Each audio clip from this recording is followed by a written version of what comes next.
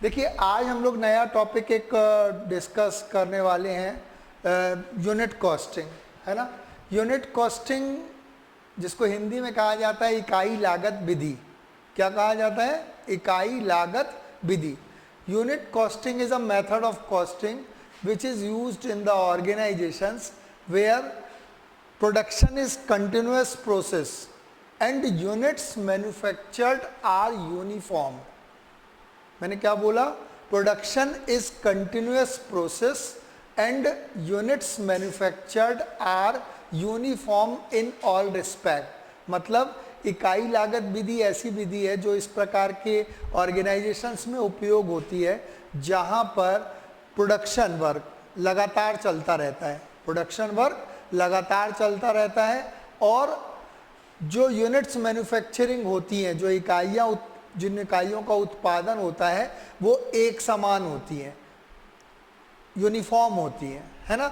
जैसे अगर अपन एग्जांपल लें, क्लॉथ की कपड़ा बनाने की फैक्ट्री है, क्लॉथ की फैक्ट्री है, तो उस कंडीशन में वहाँ पे कपड़ा ही बनेगा। तो एग्जांपल्स में क्लॉथ की फैक्ट्री हो गई या ब्रिक्स मैन्युफैक्चरिंग हो गई या इसके अलावा आपका क्लॉथ हो गया, ब्रिक्स हो गया या सीमेंट फैक्ट्री हो गई, है ना। यहाँ पे इन सब फैक्ट्रीज में, है ना, इन सब ऑर्गेनाइजेशंस में अब सीमेंट बनाने की फैक्ट्री में कपड़ा तो बनेगा नहीं, ये बात तो कंफर्म है। प्रोडक्शन वर्क भी लगातार चलता रहता है और जो इकाइयों का उत्पादन होता है वो यूनिफॉर्म होती है इन ऑल रिस्पेक्ट। समझ में आई ना बात? तो यूनिट कॉस्टिंग मेथड उपयोग कहाँ होती है, ये चीज़। अब नेक्स्ट होता है कि किसी भी ऑर्गेनाइजेशन का मेन ऑब्जेक्ट क्या होता है? प्रॉफिट निकाला जाए, प्रॉफिट या लॉस का कैलकुलेशन किया जाए, है ना। तो प्रॉफिट या लॉस कैलकुलेशन करने के लिए इस टाइप के ऑर्गेनाइजेशंस में एक कॉस्ट शीट बनाई जाती है। कॉस्ट शीट में को हिंदी में कहा जाता है लागत पत्र। क्या कहा जाता है? लागत पत्र, ठीक, कॉस्ट शीट, ठीक है ना। देखो ये सबसे इंपॉर्टेंट टॉपिक है कॉस्ट अकाउंट का। कॉस्ट शीट कम से कम ये है कि हर स्टूडेंट को आना ही चाहिए कि कॉस्ट शीट का फॉर्मेट वगैरह, है ना, ठीक। तो यहाँ पे अभी मैं आप लोगों के साथ में डिस्कस करूँगा कॉस्ट शीट का पूरा फॉर्मेट। ये मैंने लिख के रखा हुआ है, इसको मैं पूरा का पूरा समझाऊंगा और उसके बाद में इससे रिलेटेड एक दो क्वेश्चंस हम लोग डिस्कस करेंगे, ठीक है ना। तो कॉस्ट शीट का जो फॉर्मेट है ना, इसमें ऊपर प्रोडक्शन या आउटपुट जिसको कहा जाता है, उत्पादन कितना हुआ, एक सर्टेन टाइम के लिए बनाई जाएगी। जैसे अगर 1 साल या 1 महीने के लिए बना रहे हैं अपन, तो उसमें कितना प्रोडक्शन हुआ, है ना। प्रोडक्शन इसलिए निकाला जाता है जिससे बाद में अपन कॉस्ट पर यूनिट निकाल सकें। बेसिकली कॉस्ट शीट में 3 कॉलम होते हैं। पहला कॉलम होता है पर्टिकुलर्स का, टोटल कॉस्ट और कॉस्ट पर यूनिट। कहेगा कॉस्ट पर यूनिट, ठीक।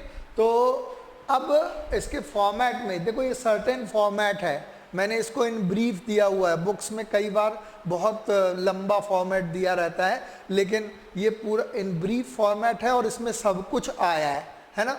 सबसे पहले अपन लिखेंगे opening stock of raw material, कच्ची सामग्री का प्रारंभिक स्टॉक या रहतिया जिसको हिंदी में कहा जाता है, opening stock of raw material, है ना। यहाँ पे देखो 2 कॉलम बनाए हैं मैंने और उसके बाद में कॉस्ट पर यूनिट अपन निकालेंगे। कैसे निकालेंगे अभी मैं आपको बता दूंगा। जब अभी पहले कॉलम की बात कर रहे हैं, opening stock of raw material plus purchase of raw material, कच्ची सामग्री जितनी भी आपने खरीदी है, परचेज करी है, उसको लिखेंगे और माइनस करेंगे closing stock of raw material. तो आएगा रॉ मटेरियल कंज्यूम्ड। क्या आएगा? रॉ मटेरियल कंज्यूम्ड, इसको हिंदी में कहा जाता है उपभुक्त कच्ची सामग्री, है ना, ठीक। इसके बाद में डायरेक्ट वेजेस जोड़ेंगे। डायरेक्ट वेजेस जिसको हिंदी में क्या कहा जाता है? प्रत्यक्ष श्रम, है ना, और प्लस डायरेक्ट एक्सपेंसेस। ये सब कुछ क्वेश्चन में दिया रहेगा। देखो कॉस्ट शीट पूरा का पूरा फॉर्मेट बेस्ड है ना। ये फॉर्मेट अगर आपको समझ में आ गया तो फिर बाद में आप क्वेश्चन आसानी से कर पाओगे, ठीक। डायरेक्ट एक्सपेंसेस जोड़े तो इसको कहा जाता है प्राइम कॉस्ट। प्राइम कॉस्ट जिसको हिंदी में कहा जाता है मूल लागत। क्या कहा जाता है? मूल लागत, प्राइम कॉस्ट, ठीक। प्राइम कॉस्ट के बाद में यहाँ पे जोड़ा जाता है नेक्स्ट स्टेप में फैक्ट्री ओवरहेड्स। फैक्ट्री ओवरहेड का मतलब होता है फैक्ट्री से रिलेटेड जितने भी खर्चे हैं, है ना, इनडायरेक्ट एक्सपेंसेस जितने भी हैं फैक्ट्री ओवरहेड कहलाते हैं। जैसे फैक्ट्री का रेंट हो गया, फैक्ट्री का लाइटिंग हो गया, फैक्ट्री की इलेक्ट्रिसिटी एक्सपेंस हो गया, फैक्ट्री में अगर वर्कर काम कर रहे हैं या इस टाइप के कुछ फैक्ट्री में मशीनें लगी हुई हैं उससे रिलेटेड खर्च, मशीनों का डेप्रिसिएशन, ये सब क्या कहला जाता है, फैक्ट्री ओवरहेड्स। देखो एक चीज़ मैं बताना चाहूँगा, क्वेश्चंस में कई बार आती है कि वेजेस, डायरेक्ट वेजेस यहाँ आया और जो इनडायरेक्ट वेजेस हैं, या कई बार क्वेश्चन में लिखा रहता है अनप्रोडक्टिव वेजेस। क्या, अनप्रोडक्टिव वेजेस। तो अनप्रोडक्टिव वेजेस का मतलब क्या हो गया, फैक्ट्री ओवरहेड। अनप्रोडक्टिव वेजेस को अपन फैक्ट्री ओवरहेड में लेंगे, है ना। तो समझ में आया, फैक्ट्री ओवरहेड का मतलब फैक्ट्री से रिलेटेड खर्चे पूरे के पूरे यहाँ पे लिखे जाएंगे, है ना। इसके बाद में नेक्स्ट स्टेप में opening stock of work in progress जोड़ेंगे और closing stock of work in progress घटाएंगे। वर्क इन प्रोग्रेस क्या होता है, वर्क इन प्रोग्रेस का मतलब होता है अनफिनिश्ड वर्क, है ना, जिसको हिंदी में कहा जाता है क्रियमाण कार्य या कच्चा कार्य, है ना। मतलब देखो ऐसा तो जरूरी नहीं है कि अगर सपोज दैट हम 31 दिसंबर को एंड कर रहे हैं, उसके लिए कॉस्ट शीट बना रहे हैं, तो 31 दिसंबर के दिन हमारा पूरा काम कंप्लीट हो जाएगा और 1 जनवरी से हम नया काम चालू करेंगे, ऐसा तो है नहीं। एक 31 दिसंबर के दिन कुछ अनफिनिश्ड वर्क होगा जिस पर 1 जनवरी से काम चालू होगा, उसको क्या कहा जाता है, वर्क इन प्रोग्रेस। तो उसका भी स्टॉक रहता है, opening stock of work in progress जोड़ेंगे और closing stock of work in progress घटाएंगे, है ना। ठीक, तो आएगा फैक्ट्री कॉस्ट। फैक्ट्री कॉस्ट क्या आएगा, फैक्ट्री कॉस्ट, जिसको हिंदी में कहा जाता है कारखाना लागत। क्या कहा जाता है, कारखाना लागत, ठीक है ना। इसमें जोड़ा जाएगा ऑफिस एंड एडमिनिस्ट्रेटिव ओवरहेड्स या एडमिनिस्ट्रेशन ओवरहेड। ऑफिस माने कार्यालय एवं प्रशासनिक व्यय। क्या कहा जाता है, कार्यालय एवं प्रशासनिक उपरिव्यय, ओवरहेड्स। ओवरहेड्स को हिंदी में क्या कहा जाता है, उपरिव्यय कहा जाता है, ठीक। तो इसको जोड़ा जाएगा तो आ जाएगा ऑफिस कॉस्ट या cost of production. Cost of production का मतलब क्या होता है, उत्पादन लागत हिंदी में कहा जाता है, ठीक। तो देखो ऑफिस एंड एडमिनिस्ट्रेशन ओवरहेड का मतलब ऑफिस से रिलेटेड जितने भी खर्चे हैं, ऑफिस स्टाफ की सैलरी हो गया, ऑफिस का इलेक्ट्रिसिटी का एक्सपेंस हो गया, ऑफिस में फर्नीचर लगा हुआ है उसका डेप्रिसिएशन हो गया, या ऑफिस में ऑफिस का किराया रेंट हो गया, है ना, ठीक। तो ऑफिस से रिलेटेड जितने भी खर्चे हैं वो सब ऑफिस एंड एडमिनिस्ट्रेशन एक्सपेंसेस में आएंगे। एडमिनिस्ट्रेशन का मतलब क्या होता है, प्रशासन से रिलेटेड जितने खर्चे हैं वो भी यहीं पे आ जाएंगे। तो ये आ जाएगा ऑफिस कॉस्ट या कॉस्ट ऑफ प्रोडक्शन। इसके बाद के नेक्स्ट स्टेप में opening stock of finished goods जोड़ेंगे और closing stock of finished goods घटाएंगे, है ना। देखो किसी भी फैक्ट्री में रॉ मटेरियल का ओपनिंग और क्लोजिंग स्टॉक होगा, वर्क इन प्रोग्रेस का ओपनिंग या क्लोजिंग स्टॉक होगा, और लास्ट में फिनिश्ड गुड्स का ओपनिंग या क्लोजिंग स्टॉक होगा। फिनिश्ड गुड्स का मतलब क्या है, तैयार माल का प्रारंभिक रहतिया या स्टॉक जोड़ा जाएगा और तैयार माल का अंतिम रहतिया या स्टॉक क्या किया जाएगा, घटाया जाएगा। फिनिश्ड गुड्स का मतलब जो गुड्स रेडी है बिकने के लिए, है ना, ठीक। तो इसको इसके बाद में आएगा कॉस्ट ऑफ गुड्स सोल्ड। क्या आएगा, कॉस्ट ऑफ गुड्स सोल्ड, जिसको हिंदी में कहा जाता है बेचे गए माल की लागत। क्या कहा जाता है, बेचे गए माल की लागत, है ना। तो यहाँ पे मैंने अभी कॉस्ट शीट आप लोगों के साथ में डिस्कस करी, है ना। एक बार फिर से मैं बता रहा हूँ, सबसे पहले अपन रॉ मटेरियल कंज्यूम निकालेंगे, इसमें डायरेक्ट वेजेस और डायरेक्ट एक्सपेंसेस जोड़ेंगे तो प्राइम कॉस्ट आएगा, है ना। इसमें फैक्ट्री ओवरहेड्स जोड़ेंगे, फैक्ट्री से रिलेटेड खर्चे, और यहीं इसी स्टेज में देखो ओपनिंग स्टॉक ऑफ WIP जोड़ेंगे, क्लोजिंग घटाएंगे, फैक्ट्री कॉस्ट आएगा, ऑफिस एंड एडमिनिस्ट्रेशन ओवरहेड्स जोड़े तो ऑफिस कॉस्ट आया, या जिसको कहा जाता है कॉस्ट ऑफ प्रोडक्शन, और इसके बाद में फिनिश्ड गुड्स का एडजस्टमेंट करेंगे, ओपनिंग जोड़ेंगे, क्लोजिंग घटाएंगे, तो क्या आएगा, कॉस्ट ऑफ गुड्स सोल्ड। ठीक है ना। अब इसके बाद में आगे की कॉस्ट शीट में बता रहा हूँ। तो कॉस्ट ऑफ गुड्स सोल्ड तक मैंने बतलाया आपको, है ना। इसके बाद में नेक्स्ट स्टेप में अपन क्या लिखते हैं, सेल्स एंड डिस्ट्रीब्यूशन ओवरहेड्स, है ना। बिक्री एवं वितरण व्यय, हिंदी में क्या कहा जाता है, बिक्री एवं वितरण व्यय।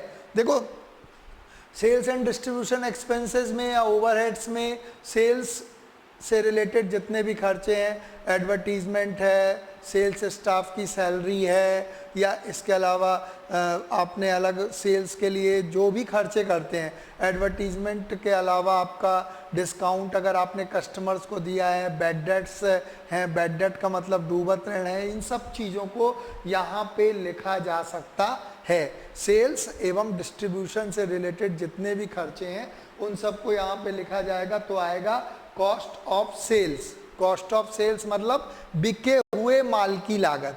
क्या कहा जाएगा, बिके हुए माल की लागत। और इसमें प्रॉफिट और जोड़ा जाएगा। देखो ये टोटल कॉस्ट आ गई यहाँ तक, इसके बाद में इसमें प्रॉफिट जोड़ा अपन ने, तो क्या आ जाएगी, सेल्स वैल्यू आ जाएगी, बिक्री मूल्य आ जाएगा, है ना। ठीक, ये मैंने आप लोगों को पूरा एक्सप्लेन किया कॉस्ट शीट का फॉर्मेट। कॉस्ट शीट में एक और लाइन हमने बनाई हुई है, देखो, कॉस्ट पर यूनिट की, है ना। कॉस्ट पर यूनिट किस प्रकार से निकाला जाए, लागत प्रति इकाई, आप लोगों को समझ में आ रहा होगा, है ना। ऊपर अपन ने प्रोडक्शन लिखा हुआ है ना। तो सब में अपन इस प्रोडक्शन का जो है अपॉन करेंगे, तो क्या आ जाएगा, कॉस्ट पर यूनिट। जैसे suppose that raw material consumed आया आपका, है ना, रॉ मटेरियल कंज्यूम्ड आया सपोज दैट 50,000 रुपये, है ना। ओपनिंग और क्लोजिंग स्टॉक का एडजस्टमेंट करने के बाद में रॉ मटेरियल कंज्यूम्ड आया 50,000 रुपये का, और प्रोडक्शन अगर सपोज दैट 10,000 यूनिट है, ये क्वेश्चन में दिया हुआ रहेगा हमेशा, तो 50,000 अपॉन 10,000 पर यूनिट कॉस्ट कितनी हो गई, 50 अपॉन 10 5 रुपये। फिर इसके बाद में टोटल कॉस्ट अपन जोड़ते जाएंगे। जैसे कॉस्ट ऑफ सेल्स का टोटल आया सपोज दैट 2 लाख रुपए, और 10,000 यूनिट्स जो है वो प्रोडक्शन दिया है, तो 2 लाख अपॉन 10 करेंगे, है ना। तो उस कंडीशन में जितना भी आएगा 20 रुपये या 200 रुपये जो भी आए, है ना, तो ये टोटल कॉस्ट पर यूनिट आ जाएगी। इसमें प्रॉफिट जोड़ेंगे तो सेल्स वैल्यू पर यूनिट भी आ जाएगी, है ना। तो पर यूनिट कॉस्ट में ज़्यादा कुछ नहीं करना है, सब जितने भी मेन हेड्स हैं उन सबको, जितनी भी कॉस्ट अपन ने निकाली है, प्राइम कॉस्ट है या फैक्ट्री कॉस्ट है, या इसके अलावा आपका कॉस्ट ऑफ गुड्स सोल्ड है या कॉस्ट ऑफ सेल्स है ना, वहाँ पे अपने को प्रोडक्शन से अपॉन करते जाना है, तो पर यूनिट कॉस्ट भी निकल जाएगी। समझ में आई ना बात। तो ये था पूरा का पूरा कॉस्ट शीट का फॉर्मेट। अब इस फॉर्मेट को मैं एक क्वेश्चन के साथ आप लोगों को एक्सप्लेन भी करूंगा, जिससे आप लोगों को और क्लियर हो जाएगा यदि इसमें कोई प्रॉब्लम हुई है तो। ठीक है ना। देखो इस वीडियो में मैंने आप लोगों को कॉस्ट शीट का एक क्वेश्चन समझाया है, बहुत इंपॉर्टेंट है ये क्वेश्चन भी, और इसमें कॉस्ट शीट का पूरा कॉन्सेप्ट भी जो मैंने तुम लोगों को पिछले वीडियो में डिस्कस किया था अपन ने, वो भी क्लियर हो जाएगा और ज़्यादा, है ना। क्वेश्चन मैंने इतनी स्क्रीन में लिखा है और बाकी में ये सॉल्व किया है ना। ठीक, इसको पॉज करके आप लोग देख सकते हैं। क्वेश्चन देखिए, prepare a cost sheet from the following information, है ना। ठीक, रॉ मटेरियल कंज्यूम दिया है, डायरेक्ट वेजेस दिया है, मशीन और वर्क दिया है 8,000, और मशीन और रेट 4 रुपये। देखो यहाँ पे ये जो है ना, मशीन कहाँ काम करेगी, ऑब्वियसली फैक्ट्री में काम करेगी, है ना। तो फैक्ट्री में काम करेगी तो फैक्ट्री ओवरहेड जो है, देखो मशीन ऑफ वर्क का मतलब 8,000 घंटे मशीन ने काम किया, 1 घंटे का खर्च कितना आया, 4 रुपये। मशीन और रेट का मतलब इसको हिंदी में कहा जाता है मशीन घंटा दर, है ना। मैं अलग वीडियो से आप लोगों को मशीन और रेट का पूरा एक वीडियो बनाऊंगा, तब उसमें और अच्छे से क्लैरिफाई करूंगा वो, है ना। तो 1 घंटे का खर्च है 4 रुपये, और मशीन ने 8 घंटे काम किया, मतलब 8 4 जा 8,000 इंटू 4 32,000 क्या हो जाएगा आपका फैक्ट्री ओवरहेड।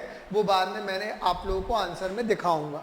ठीक, अब ऑफिस ओवरहेड दिया है 10% of works cost. Works cost का मतलब क्या है, फैक्ट्री कॉस्ट, है ना, वो क्वेश्चन में दिया हुआ है। नेक्स्ट सेलिंग ओवरहेड 1.5 रुपये पर यूनिट, है ना, ये क्वेश्चन है, मैं आंसर बताऊंगा तो पूरा का पूरा क्लैरिफाई करूंगा।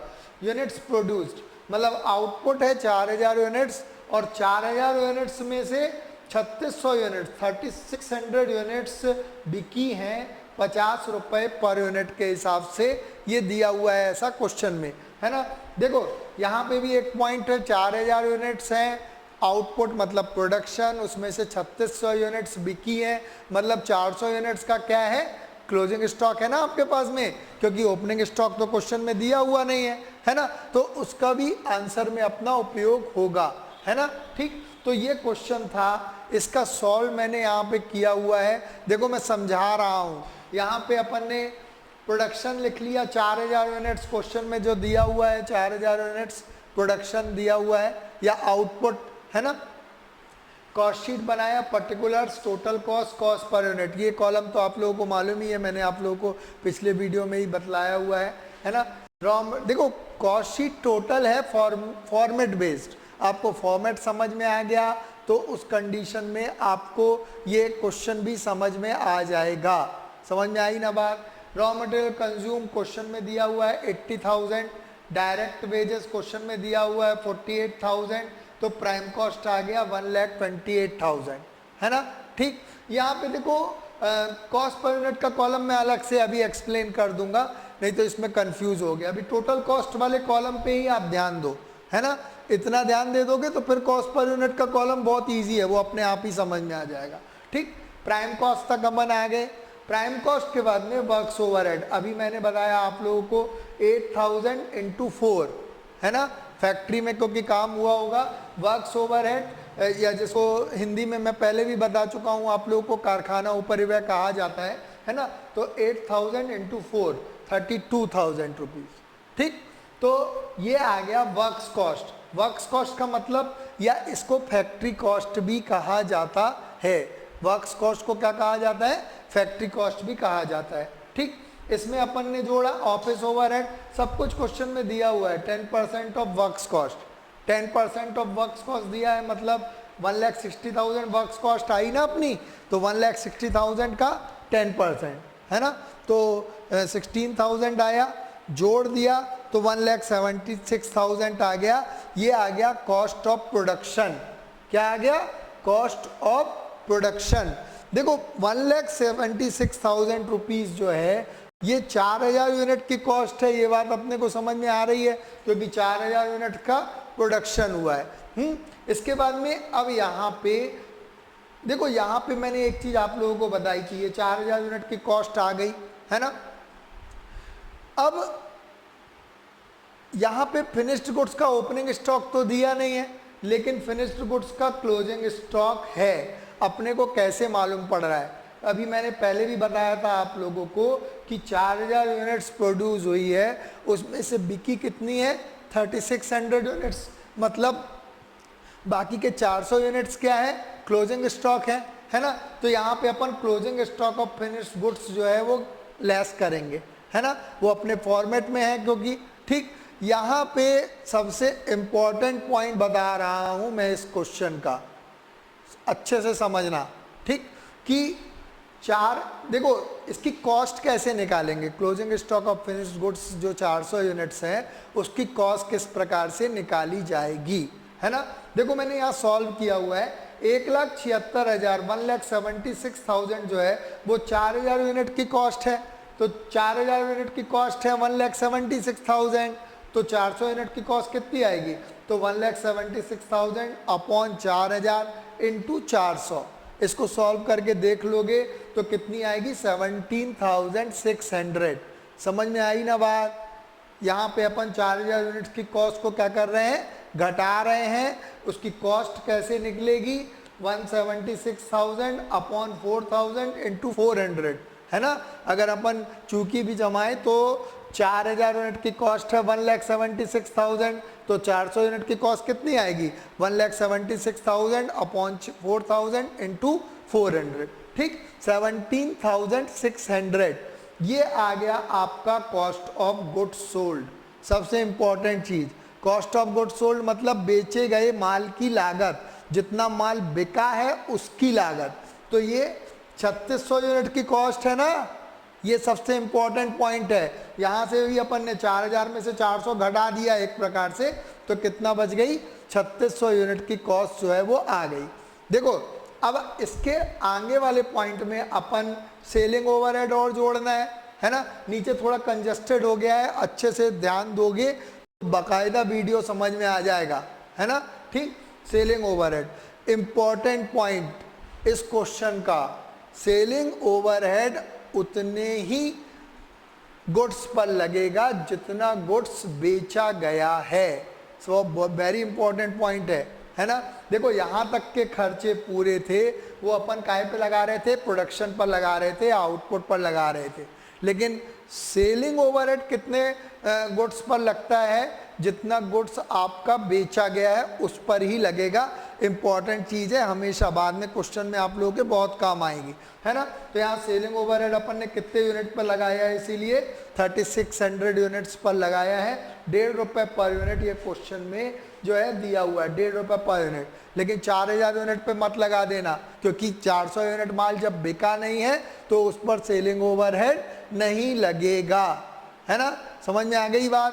तो 3600 इंटू 1.5 सेलिंग ओवरहेड 5400 रुपीज़ आ गया, है ना, ठीक। और इसके बाद में इसको भी जोड़ दिया सेलिंग ओवरहेड को भी, तो आ गया कॉस्ट ऑफ गुड्स सोल्ड। यहाँ पे थोड़ा सा मिस्टेक हो गई है, कॉस्ट ऑफ गुड्स सोल्ड नहीं है, ये कॉस्ट ऑफ सेल्स है। क्या है, कॉस्ट ऑफ सेल्स। कोई दिक्कत नहीं है, अभी समझ में आ गया होगा। कॉस्ट ऑफ सेल्स 1,63,800, है ना। इन दोनों को जोड़ा तो कॉस्ट ऑफ सेल्स आ गई। और इसके बाद में देखो सेल्स वैल्यू तुमको दी हुई है, तुमको मालूम है कॉस्ट में प्रॉफिट जोड़ेंगे तो क्या आएगी, सेल्स वैल्यू आएगी, ये बात तो सबको मालूम है, ठीक है ना। तो सेल्स वैल्यू तुमको दी हुई है, 3600 यूनिट्स बिकी है 50 रुपये पर यूनिट के हिसाब से, 3600 इंटू 50 1,80,000, है ना। तो सेल्स वैल्यू में से चाहो तो सेलिंग जो कॉस्ट ऑफ सेल्स है उसको घटा दो तो बाकी का फिगर आ जाएगा क्या, profit. This will be your balancing figure, balancing figure होगा ना, क्योंकि 1,80,000 में से 1,63,800 आप और घटाएंगे तो प्रॉफिट कितना आ जाएगा, 16,200, क्योंकि सेल्स दिया हुआ है और टोटल कॉस्ट निकाली हुई है। तो टोटल सेल्स में से टोटल कॉस्ट घटा देंगे तो क्या आ जाएगा, प्रॉफिट आ जाएगा। इस चीज़ को याद रखना। समझ में आ गई ना बात। अगर आप चाहो तो यहाँ प्रॉफिट के आगे ब्रैकेट में लिख भी सकते हो बैलेंसिंग फिगर, ठीक। अब ये क्वेश्चन अपना टोटल कॉस्ट वाला कॉलम अपना कंप्लीट हो गया।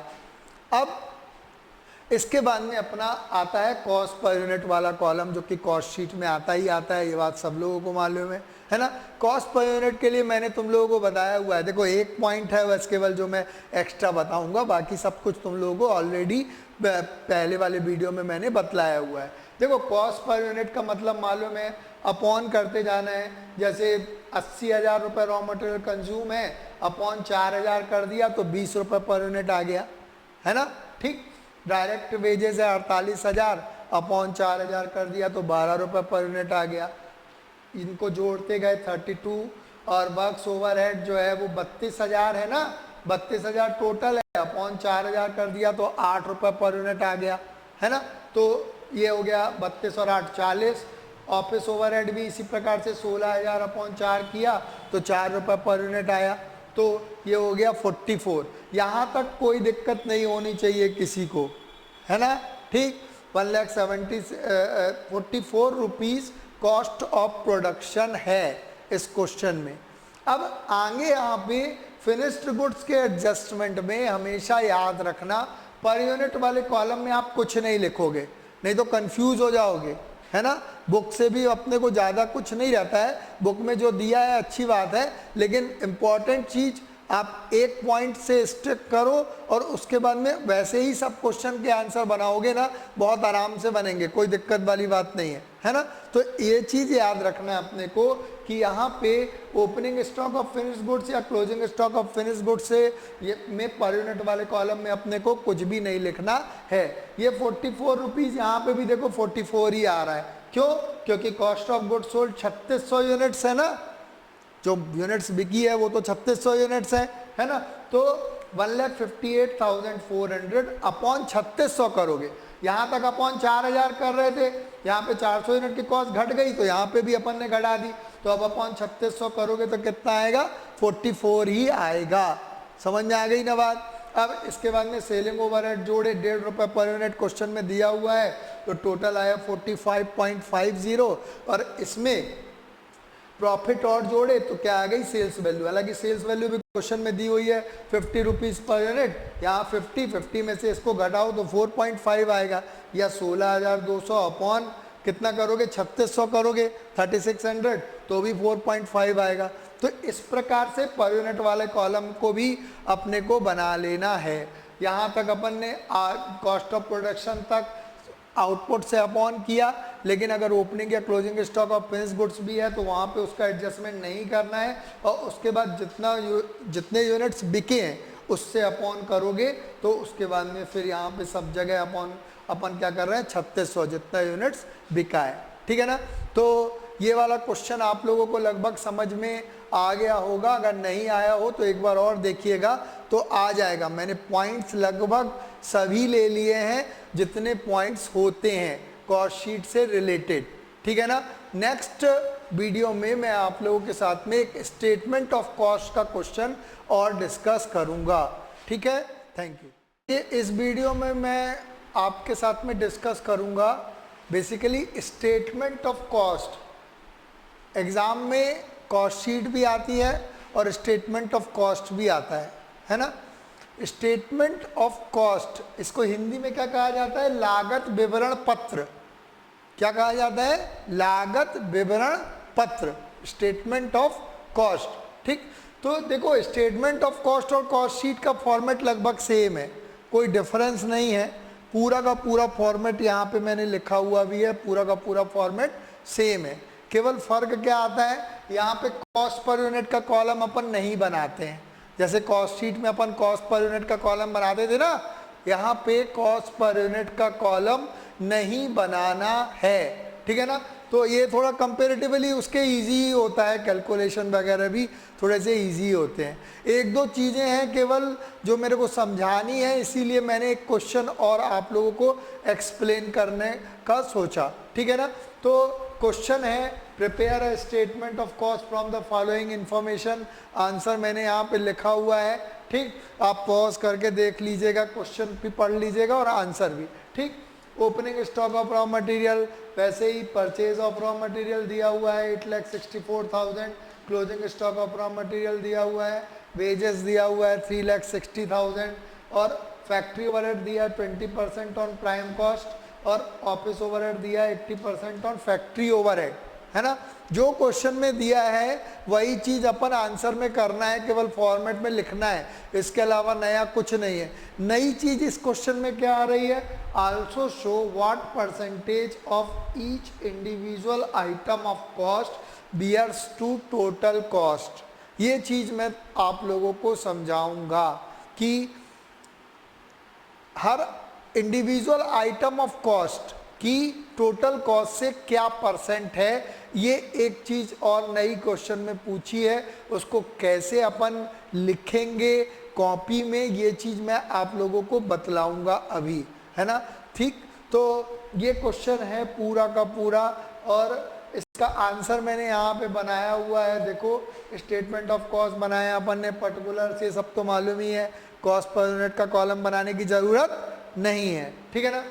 Opening stock of raw material अपन ने लिख लिया। देखो एक चीज़ हमेशा याद रखना, इन सब चीज़ों को कॉपी में करके देखोगे तभी आपको पूरा समझ में आएगा, है ना, ठीक। मेरा यहाँ पे कर देना और तुम्हारा केवल सुन लेना इतने भर से तुम्हारा काम नहीं बनने वाला है। एग्ज़ाम में हमेशा आपको क्या करना पड़ेगा, इस चीज़ को लिखना भी पड़ेगा कॉपी में, और कॉपी में लिखोगे तभी जब पहले से करके देखा हुआ रहेगा। हमेशा याद रखना ये चीज़ हर वीडियो को, ठीक। Opening stock of raw material दिया हुआ है, परचेज ऑफ रॉ मटेरियल अपन ने जोड़ा 8,64,000 और closing stock of raw material को क्या कर दिया, माइनस कर दिया। तो क्या आ गया, raw material consumed, raw material consumed आ गया, है ना। ये तो फॉर्मेट है। वेजेस भी क्वेश्चन में दी हुई है 3,60,000, तो अपन ने जोड़ दिया तो क्या आ गया, प्राइम कॉस्ट आ गया। ये भी सब लोगों को मालूम है, कहीं कोई दिक्कत वाली बात नहीं है, ठीक है ना। Factory overhead 20% on prime cost, तो 11,52,000 प्राइम कॉस्ट आया ना, 11,52,000। इसका 20% किया अपन ने, निकाल सकते हो, परसेंट निकालते तो सबसे ज़्यादा है ना, इंटू 20/100 या इंटू 20%, ठीक है ना। तो जोड़ दिया तो फैक्ट्री कॉस्ट आ गया। फैक्ट्री कॉस्ट में ऑफिस ओवरहेड, ये भी क्वेश्चन में दिया हुआ है 80% ऑन फैक्ट्री ओवरहेड, है ना। फैक्ट्री ओवरहेड का फिगर ये है 2,30,400, तो इसका 80% अपन ने जोड़ दिया, ऑफिस ओवरहेड आ गया, तो ये आ गया टोटल कॉस्ट ऑफ प्रोडक्शन 15,66,720 रुपये। यहाँ तक किसी को कोई प्रॉब्लम है क्या? नहीं होगी। क्यों? क्योंकि देखो पूरा कॉस्ट शीट वाला ही फॉर्मेट है। नई चीज़ मैंने इस वीडियो में कुछ भी नहीं बताई है अभी तक तुम लोगों को। क्वेश्चन पढ़ते जाओ और फॉर्मेट में फीड करते जाओ, है ना।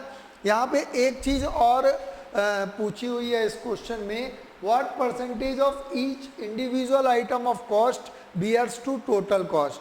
मतलब हर एक इंडिविजुअल आइटम ऑफ कॉस्ट, लागत की प्रत्येक मद का या प्रत्येक आइटम का कुल कॉस्ट से कितना परसेंट है, टोटल लागत से कितना प्रतिशत है। प्रतिशत निकालने का फॉर्मूला इम्पॉर्टेंट चीज है ना, ठीक। तो यहाँ पे लागत की मदें कौन कौन सी है, यहाँ पे इंडिविजुअल आइटम ऑफ कॉस्ट कौन कौन से हैं। अगर अपन देखें, रॉ मटेरियल कंज्यूम है ना, वेजेस है ना, ठीक है। देखो कौन कौन से है, रॉ मटेरियल कंज्यूम है, वेजेस है, फैक्ट्री ओवरहेड है, ऑफिस ओवरहेड है।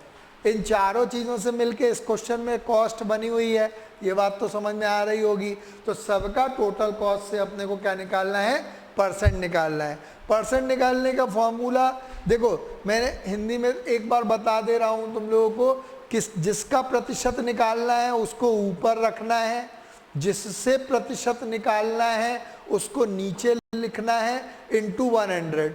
फिर से रिपीट कर रहा हूँ, जिसका प्रतिशत निकालना है। जैसे यहाँ पे सबसे पहले अपन ने रॉ मटेरियल का परसेंट निकाला टोटल कॉस्ट से, तो रॉ मटेरियल कंज्यूम को ऊपर रखा, जिसका प्रतिशत निकालना है, अपॉन जिससे निकालना है मतलब टोटल कॉस्ट को नीचे लिख दिया, इंटू 100। समझ में आ गई बात? कितना इजी है, raw material consumed upon total cost into 100, तो ये परसेंट आ गया, है ना। कैलकुलेट करके देख लेना। ऐसे ही अगर वेजेस का निकालना है टोटल कॉस्ट से, तो वेजेस जो अमाउंट है 3,60,000 अपॉन टोटल कॉस्ट 15,66,720 इंटू 100 करके देख लेना, आंसर आ जाएगा। और फैक्ट्री ओवरहेड का निकाला है, तो factory overhead 2,30,400 upon total cost मालूम है, इंटू 100। ऐसे ही ऑफिस ओवरहेड का, office overhead 1,84,320 upon total cost into 100, है ना। तो जिसका प्रतिशत निकालना है उसको ऊपर लिखेंगे, जिससे प्रतिशत निकालना है उसको नीचे लिखेंगे, इंटू 100, है ना। ये है यूनिफॉर्म फॉर्मूला। अब कोई भी क्वेश्चन में, आगे के क्वेश्चन में तुम लोगों को कुछ भी बोलेगा साहब फैक्ट्री ओवरहेड का फैक्ट्री कॉस्ट से परसेंट निकाल सकते हो। फैक्ट्री ओवरहेड को ऊपर रखो, अपॉन फैक्ट्री कॉस्ट लिखो, इंटू 100 कर दो, है ना। तो आगे के क्वेश्चन में इससे रिलेटेड कुछ भी पूछ सकता है। समझ में आ गई ना बात? तो ये एक नई चीज़ थी। बाकी स्टेटमेंट ऑफ कॉस्ट में मैंने बताया पर यूनिट का कॉलम अपन नहीं बनाएंगे, बाकी का क्वेश्चन लगभग अपना आंसर जो है वो लगभग सेम रहता है। समझ में आ गई बात? ठीक है, थैंक यू।